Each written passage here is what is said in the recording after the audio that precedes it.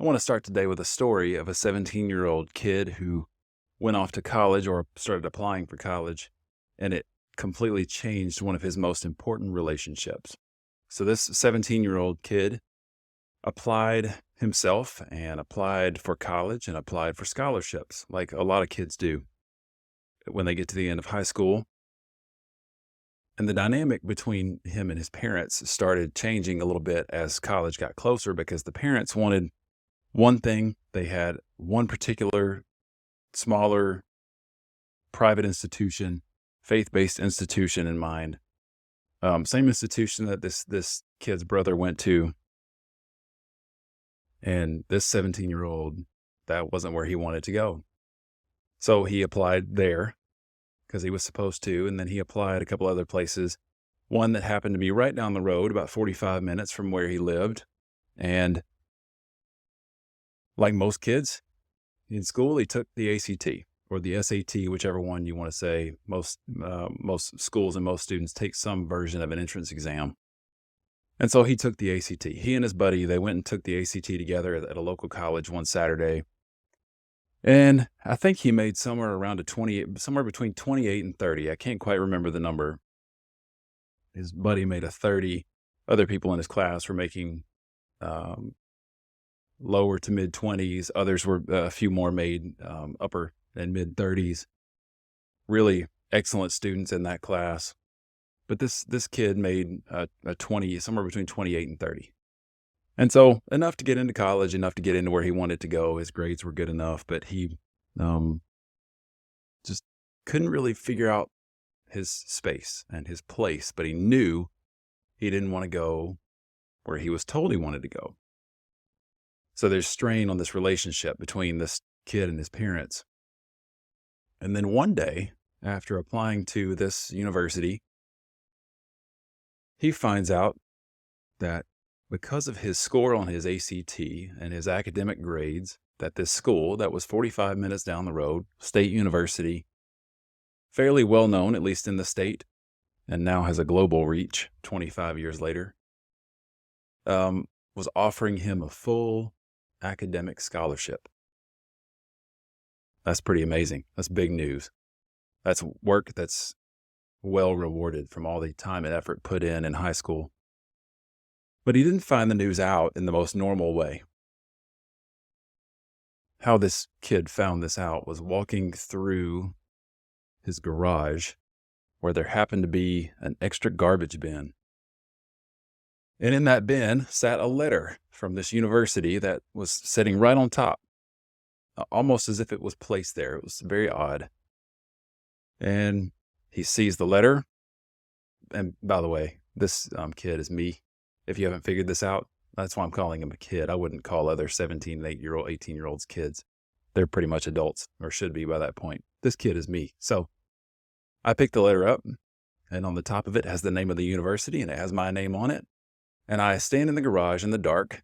The door was open, but it was still dark because it was the back corner. And I open the letter, and as I'm walking through the door to my home, through the laundry room, I read the words, "Congratulations, Cody, you've been awarded a full academic tuition scholarship." So it wasn't books, it wasn't room and board. That's okay.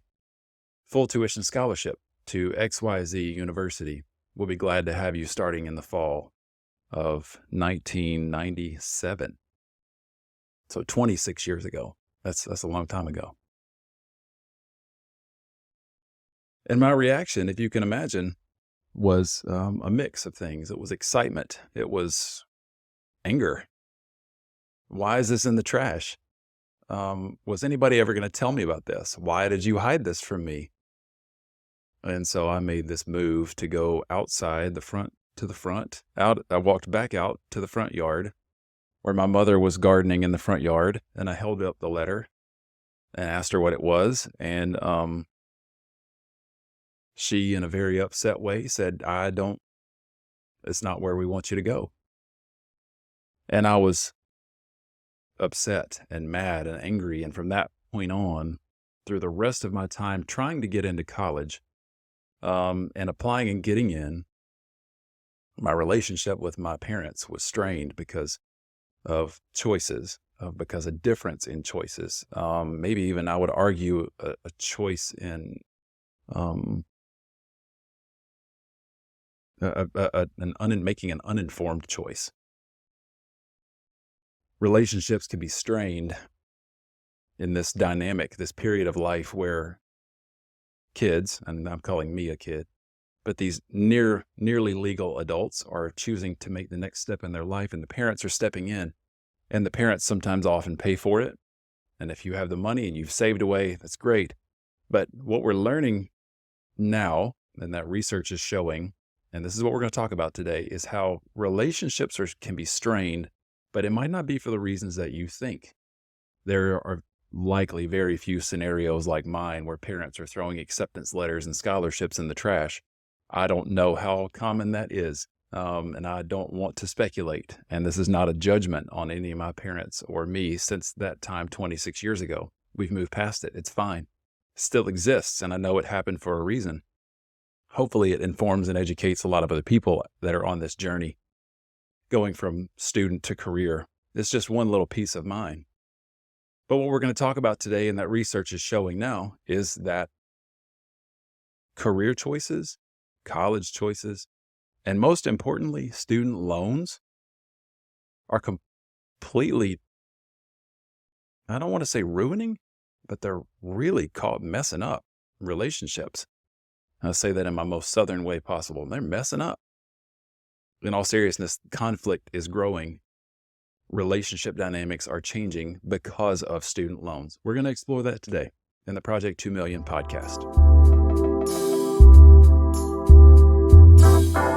So how can a relationship be changed by student loans? How can it be changed by a career choice? And so let's kind of walk through this together. Student A, and let's just say it's me. Let's say it's Cody from 26 years ago. Cody chooses a path. At the time, my path was going to be something related to food, exercise, or nutrition. And I made those choices because of what I learned through my journey of being an overweight child. I was a fairly intelligent, overweight child, semi-athletic, played high school basketball. Definitely not college ball material, and that's okay. But I learned through my journey of being overweight and almost diabetic in my early years that the more I exercised, the better I felt. The more interested I became in food because I was actually forced to be put on a diet. And when I changed the diet, I changed the way I felt, and it changed the way I looked. And I was happier with myself the way I looked. And I wanted to learn the science behind it. And I had a dad who was a scientist, or at least was trained to be a scientist. And so I had this background and this fascination with the human body that led me on this path to, well, I'm going to do something with the human body and maybe even food and nutrition. So I started on this path, and I knew that I was probably going to end up having to go to grad school because you can't really, at the time, you could not really do much with a food and nutrition science degree from our local large regional state university. You had to go on to do something at graduate level with that. I didn't really want to be a dietitian, but I knew I was going to do something with the human body. I love sports. Sports spoke PT to me, and so that's what I ended up doing. Never really regretted it. At this point in time, I'm not sure I would necessarily recommend it to a lot of people. Just depends on the situation and the person and the money and the school and what the job market looks like. A lot of factors that go into that. But so you have me, kid A, who makes a decision, goes to school, and let's say that I make friends. I make lots of friends. I make new friends. And when I went to school, I went to my freshman year. My parents and I compromised. I didn't go to the school they wanted me to. I didn't get to go to the one I wanted to. We went to one that was kind of a middle ground. Went there with a high school buddy of mine since I was 4 years old. And we're still friends to this day. And then I met a large group of friends there that were from another pocket of the country, from another similar type of school to me. And so we all just kind of connected. Males, females, we all connected. And then eventually after that, we all left and went back home to our respective homes, took a year of college at a local university where we, in our respective towns. And then we ended all back up at the same state university here in Alabama and went through life together, did church together, networked together, had fun together, traveled together. And to this day, one of those guys, two of those guys actually were in my wedding. They were my best men in my wedding. And so relationships form, relationships are there, and then relationships start to fade. Relationships change. And some of that's just life. Some of that's career. Some of it's parenting. You have kids. Your focus starts to shift from where am I going out Friday night or who can I watch a game with to I need to make sure I'm tucking in my kids tonight, or I need to make sure I'm there reading a story, or I have no time for my kids and my wife anymore. So I've got to, any time, free time I get, I'm going to spend it with my wife to strengthen that relationship and whatnot. So careers affect relationships. You form these pockets of friends, college, maybe even later in a career. And then you start to learn, or we are finding in research that in healthcare in particular, relationships are becoming more and more impacted because of the amount of work, but also the amount of work that is related to student loans. And so I want to read to you some pieces from this research article that was published in 2022. So last year, this was an interview of several healthcare professionals. It included PT. And the authors of this, their last names are Webster and North. And I just want to read to you some of the responses. And so this survey was done. It was qualitative in nature. And that means that they're actually interviewing or surveying people and getting actual interview responses. It's not numbers necessarily. It's not a quantitative survey, 1 to 5 scale. These are actual responses. So here are some things that were teased out of this this article. Number one, the theme is an impact on personal factors. And so here are some responses. Educational debt has affected buying a house, a car, every big purchase. So again, these are responses from people that have graduated in a healthcare degree or profession, some of them PTs, and they're retrospectively looking back at the impact of the choice they made. My student loan is more than the cost of my first house. That's an unbelievable shame. That should never happen. And that's why I do what I do, is to inform people so people don't get in these situations. You can get a home loan for 3% interest. It's crazy that we charge students 7%. It is. It absolutely is. And the doors are blown off. The accessibility and the responsibility, as I talked about in last week's podcast, the access is so open. It is crazy, the interest rates we charge. Travel has been put on hold. I'm more conscious on budgeting. I would like to move, but can't save money because of loan payments.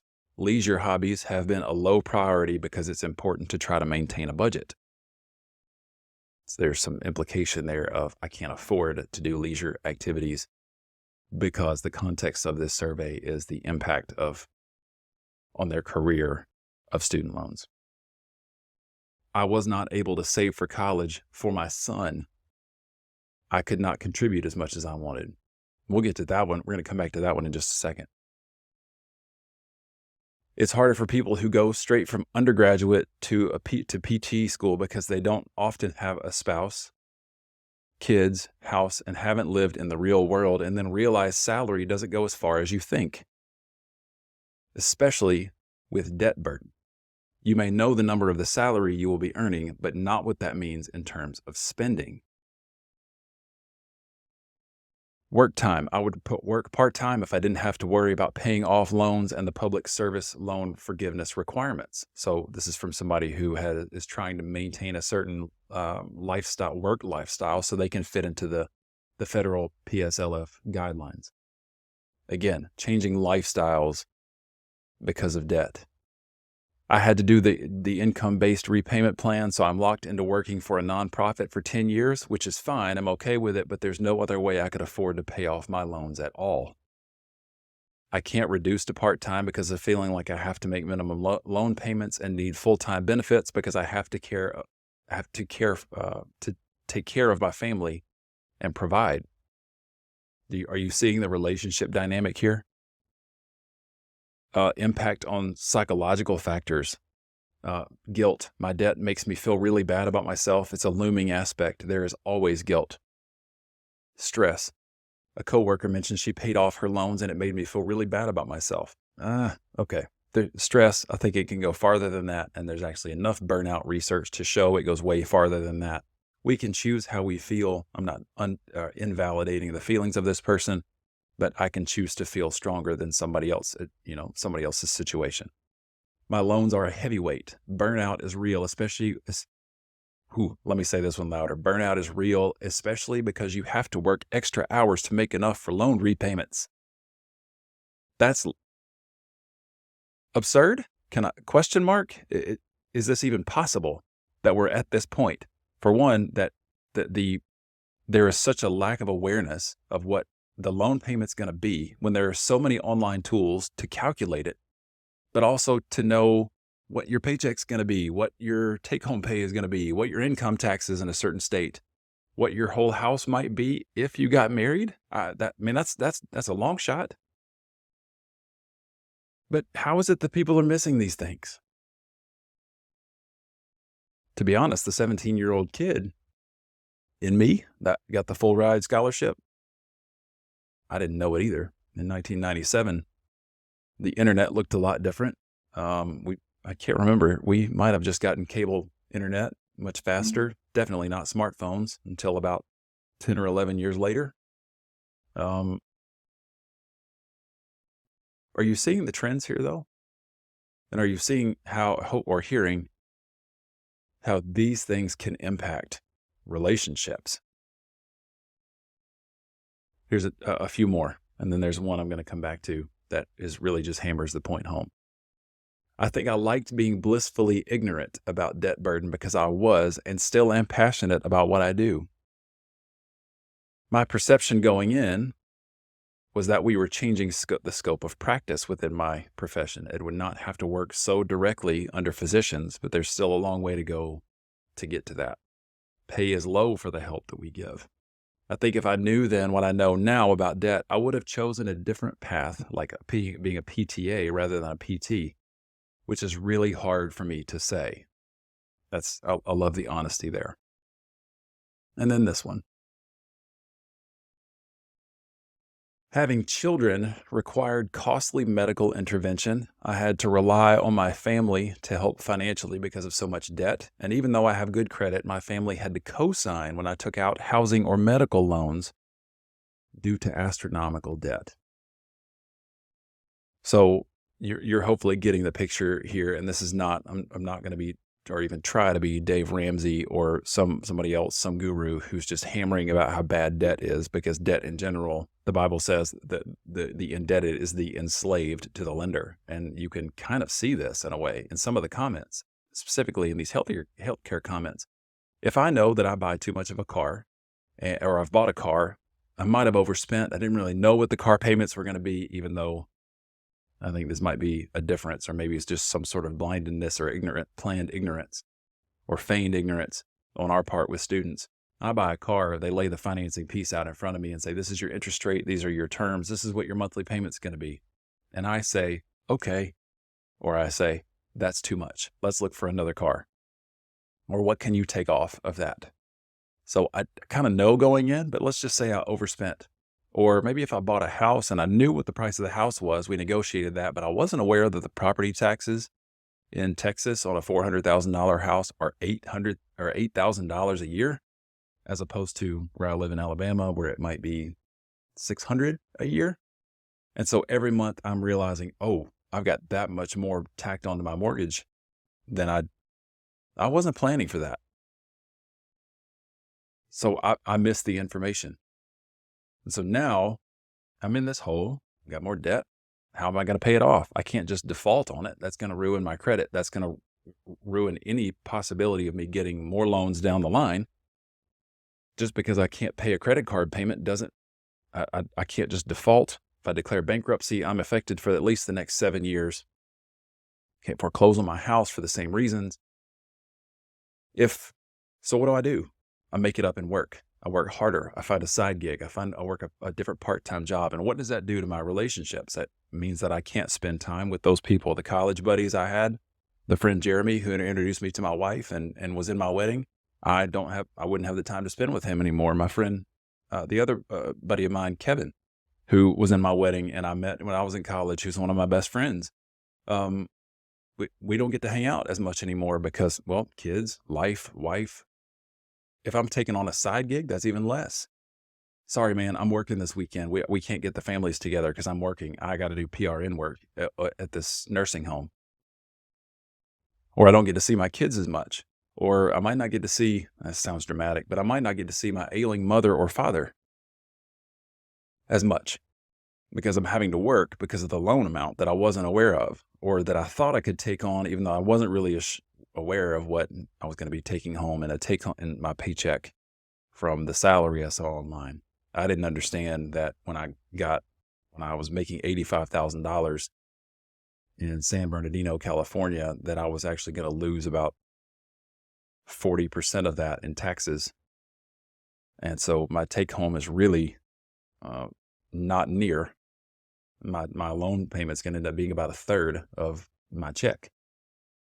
I didn't know that. I wasn't ready for that. Why not? It's time that all of us, parents, students, should be processing information. And so we're seeing to make wise decisions, but we're seeing how extra loans means extra work, and that means less relationship.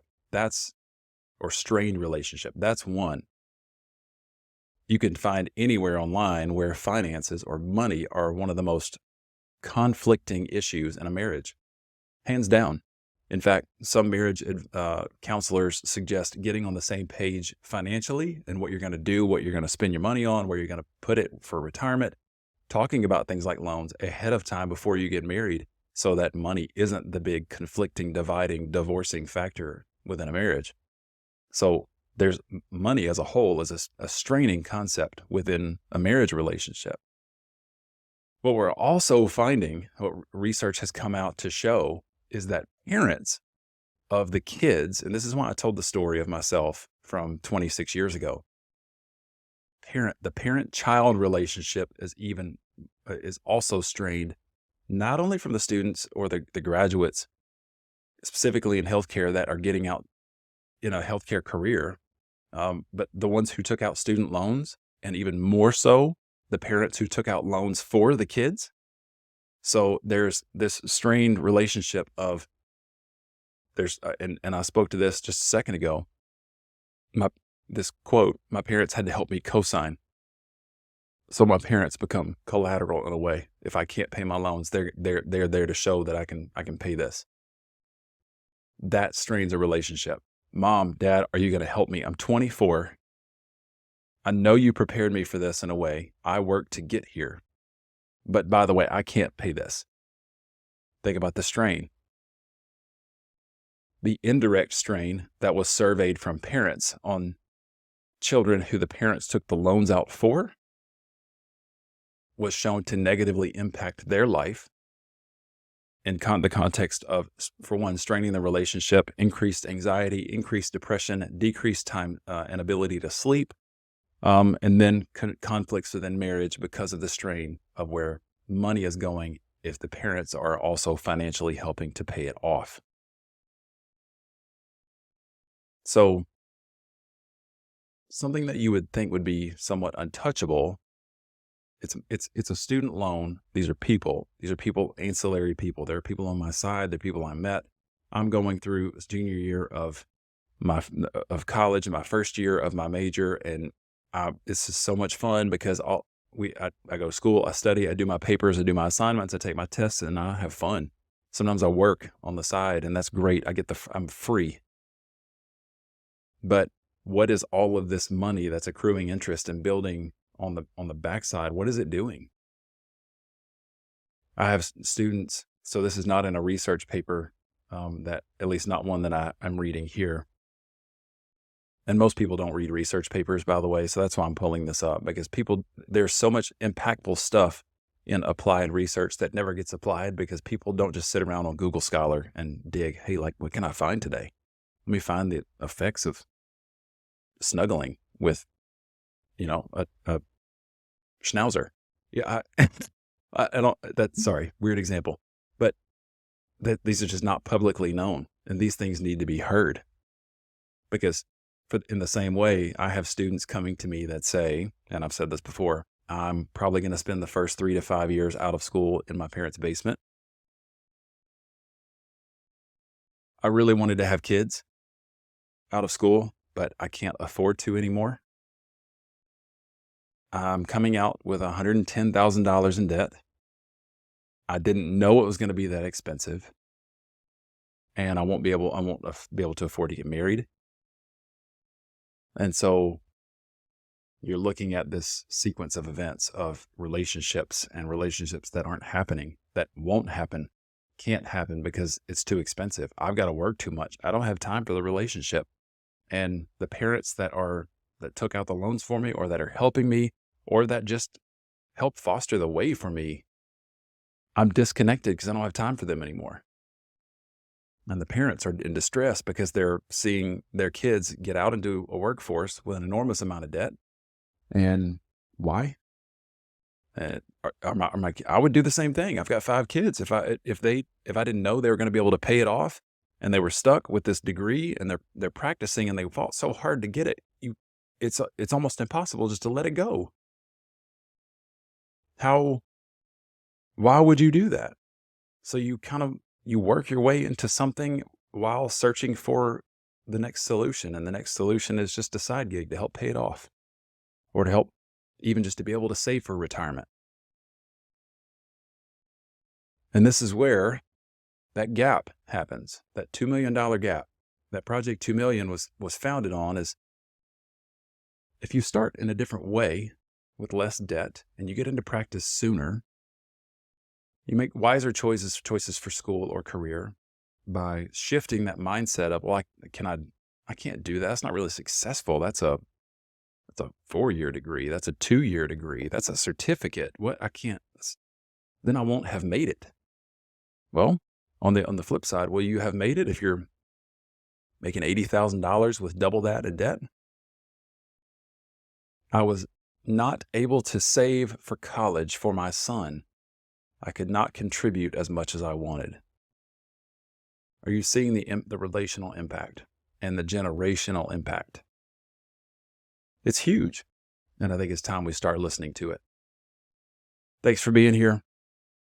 I hope you enjoyed this episode of connecting relationships to loans, not just debt, but the pursuit of student loans, careers, college choices, because it's bigger than this. We were meant to be relational.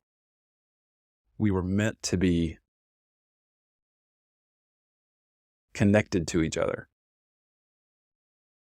So if we're on a path towards disconnectedness, and we've got 43,000 different borrowers for student loans and $1.7 trillion at the current moment in student loan debt, how much disconnection is there? We got to do better. See you next time.